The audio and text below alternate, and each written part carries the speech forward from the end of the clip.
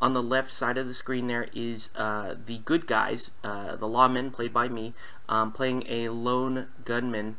This is actually a gun hand or a high-ranking lawman against Billy, who is playing 3 of the desperados there on the right side of the screen. So for this opening scene, the 3 lawless men are walking around town looking to pick a fight with the lone gunman, or the stranger in this case. And I'm explaining the initiative and card building system of the game. So when you start the game, you're going to divide up the cards into the red and black cards, and then you are going to add as many red cards for the good guys and as many black cards for the bad guys as required for the scenario. Once you get those cards together, you're going to start flipping cards for initiative, and for each card that you flip, you're going to assign that card to a model on the board. So you can see Billy is assigning a card there to one of his desperados. I'm going to actually flip 2 cards for the single lawman as dictated by the scenario, and I flip rather poorly. So with my 2 cards, or better odds of flipping a decent card, I don't flip a good card, and Billy continues to flip cards for his desperados. Now the desperados in this scene are drunk and disorderly until I believe 1 or 2 of them is removed from action, but as we're going to see, that's not going to happen in this particular scene. So you do use the initiative, the cards, for 2 things. You use them for initiative, and you also use them, a hand of those cards in your hand, to perform interrupts against the other player. So for example, when you activate a model, you're going to activate in the order of the highest card on that board to the lowest card. So when Billy goes, he's actually going to select the model with the highest card, and that model is going to do all generally 3 of its actions, unless it's drunk in this case, so it's only going to perform 2 actions. So you can see me pointing there at the model that's going to go first. And you have to declare all of the actions before you do them. You can't actually do one action and then not do another action. So this is going to end rather poorly for me, as the 3 gunmen are going to gun down my lone gunman.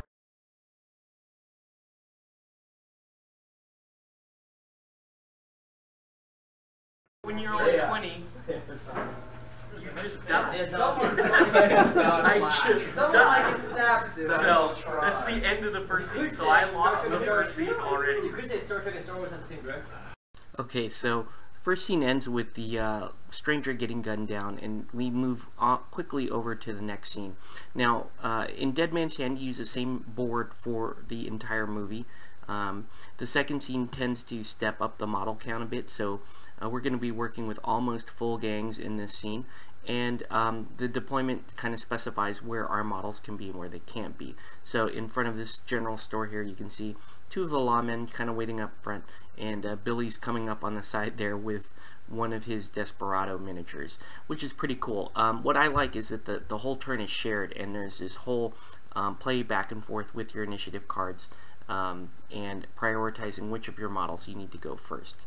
The shooting system itself is a D20 system that does include a critical hit. Some players, some gamers don't like criticals or crits in miniatures game. I think they're fine for this type of game because they help the game go faster.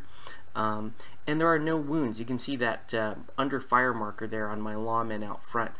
There are no wounds in the game, and typically when a shot hits, it's either going to cause an under fire marker, to which your models have a limit to under fires that they can take, or an under fire and a nerve test, which is basically a panic test, or you can roll that 19 or 20 to take the model out of action immediately. So in the second scene, there's a lot of fighting going on in the middle of the town. The lawmen are in, some of them are in a building, either drinking whiskey or having breakfast, according to the scene, which is quite fun and fluffy. You can see Billy maneuvering his desperado around, who we're calling Spotted Dog because he played the special ability Spotted Dog Will Not Die. So I had a hard time putting Spotted Dog down. You can see he's got an under fire marker there. And we also use some of the tokens in the set there to denote who moved and how far they moved in their last activation.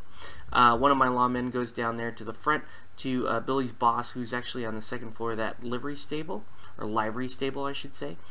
So that was a pretty cool shot there for his boss to come. He was hiding in one of the buildings and he pops out to take out one of my guys. So I think I lost this scenario until I got to the last part where I actually finally do put down Spotted Dog, and I end up winning the second scenario. The bad guys are placed first, split into two groups of 2 or more models each.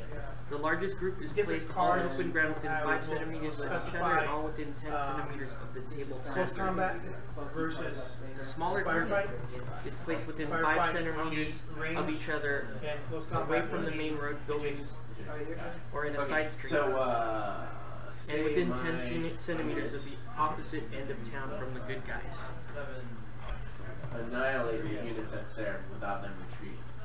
Okay, so basically you have to divide, so you have a group, so you're going to divide your gang into a group of 4 and a group of 3, I guess, because you have 7 guys. Group of 4 is going to be within 10 centimeters of the middle, and then the other... Oh, no, he committed suicide. Then the other 3 are going to be in a side street somewhere.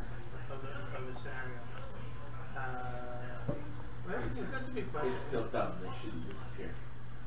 Let's just double check it. So the 2 guys with the highest rep have to be out of town.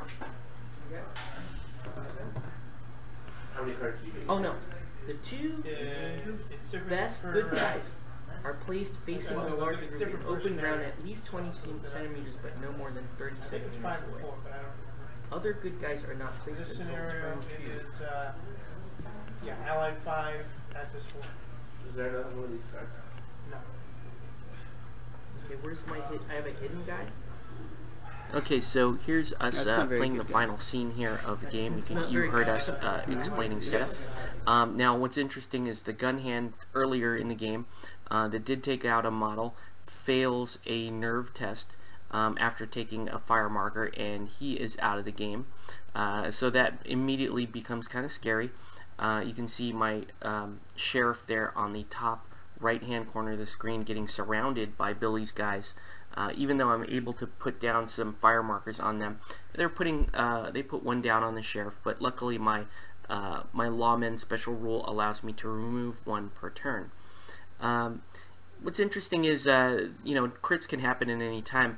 I walk up with an upstanding citizen, aim and fire a rifle here at Billy's boss, and I roll that natural 20 and just snuff him out of the game. So even though Billy was doing quite well at the beginning of the scenario, things turn around in a hurry here with my crit.